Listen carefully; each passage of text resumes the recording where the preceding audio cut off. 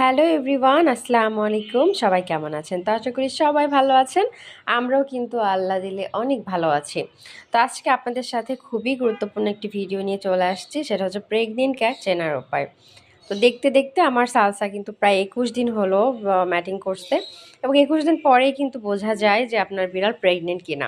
তবে তার আগে ওদের খাওয়া এবং ঘুমটা কিন্তু বেশ দেখার মতন একটা পরিবর্তন হয়, যেটা আপনি বুঝতে পারবেন যে আপনার বিড়ালের ভিতরে কিছু একটা পরিবর্তন হচ্ছে।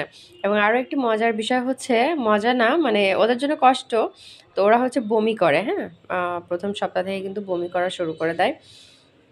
তো সব কিছু মোটামুটি ওর ভেতরে আছে, এবং যেটা দেখে একদমই কনফার্ম হবেন সেটা হচ্ছে ওদের নিপেল। তো আমি চেষ্টা করছি ওইটা নিপেলটা দেখানোর জন্য।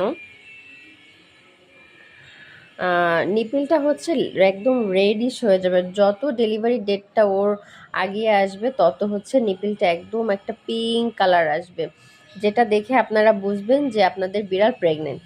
এই দেখেন নিপিলের, একটু দেখতে দাও সালসা, একটু দেখতে দাও। দেখেন নিপিলের আশপাশে যে লোমগুলো ওগুলো কিন্তু অটোমেটিক পড়ে যাবে, নিপিলটা হচ্ছে একটু বড় হয়ে আসবে, এবং অলরেডি কিন্তু নিপিলটা একটু পিঙ্ক কালার আসা শুরু করেছে। আমি আরও ক্লিয়ার করে দেখিয়ে দেবো, ভিডিওর সাথেই থাকেন আপনারা। কারণ যেহেতু ও প্রেগনেন্ট, আমি ওকে খুব বেশি নাড়াচাড়া করতেছি না, একটু রেস্টেই রাখছি আসলে। এবং ওর কিন্তু একটা নিপেল হচ্ছে জোড়া, দেখি সেটা আপনাদের সাথে শেয়ার করা যায় কিনা। এই দেখেন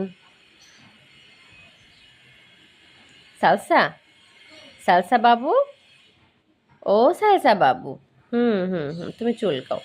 এই দেখেন প্রত্যেকটা নিপিল হচ্ছে লাল হয়ে গেছে, এবং নিচের দিকের যে চারটা থাকবে ওই চারটা কিন্তু হচ্ছে বেশি লাল হবে।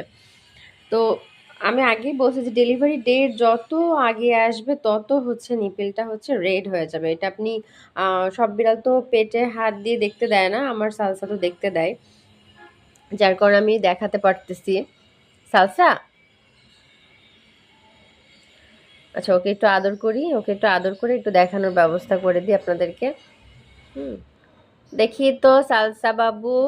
এই দেখেন যেই নিপিলটাই আমি হচ্ছে বের করি না কেন, সেই নিপিলটাই হচ্ছে একটা রেডিশ ভাব কিন্তু আপনারা দেখতে পাবেন। এই দেখেন আমি আরো ক্লোজ নিচ্ছি। এই ধরনের ভিডিওগুলা করা একটু টাফ হয়ে যায়, কারণ ওরা গায়ে হাত দিতে দেয় না। এই যে আমি যখনই নিপিল বের করতেছি ও হচ্ছে চাটাচাটি শুরু করে দিচ্ছে। আর ওরা এই সময় আদর নেওয়া খুব পছন্দ করে, হ্যাঁ এত বেশি পছন্দ করে, সবসময় চাবে যে আপনার কাছে থাকতে। বিশেষ করে সালসা যেটা করে, বাসার পুরুষ সদস্যদের কাছে থাকতেও বেশি পছন্দ করে। তো মোটামুটি এই হচ্ছে চেনার উপায়। এই কয়েকটা সিমটম থাকলেই আপনারা বুঝতে পারবেন যে আপনাদের ক্যাট হচ্ছে প্রেগনেন্ট। শুয়ে পড়ো, হ্যাঁ শুয়ে শুয়ে তুমি হচ্ছে, হ্যাঁ ও বাবারি, দেখি একটু, একটু অডিয়েন্সকে দেখতে দিই, একটু অডিয়েন্সকে দেখতে দিই। ওই যে বের হয়ে গেছে তো, হুম, বের হয়ে গেছে। দেখেন এটা হচ্ছে জোড়া নিপেল। আমি জানি না আর কারো বিড়ালের এমন আছে কিনা, ও আজকে দেখতে দিবেন আপনাদেরকে।